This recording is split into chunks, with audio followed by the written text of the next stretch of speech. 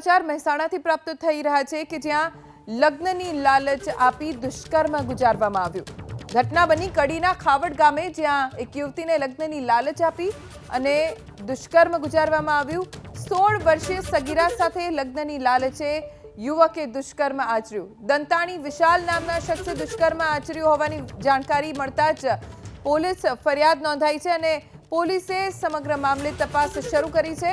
શારીરિક સંબંધ રાખી ફોનમાં બીભત્સ ફોટો પાડ્યાનો પણ આ યુવક ઉપર આરોપ છે।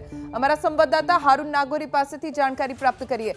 હારૂન, પોલીસે આ યુવકની સામે ધરપકડ કે અન્ય કોઈ કાર્યવાહી કરી છે ખરી?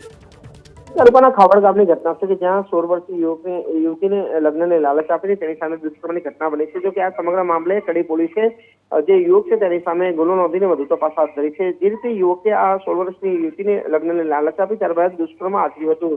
જો કે દુષ્કર્મ આચર્યા પહેલા તેના ફોટા પાડીને વાયરલ કરવાની ધમકી પણ આપી હતી। જો કે આ સમગ્ર મામલે હવે કડી પોલીસે આ યુવક સામે ગુનો નોંધીને વધુ તપાસ હાથ ધરી છે।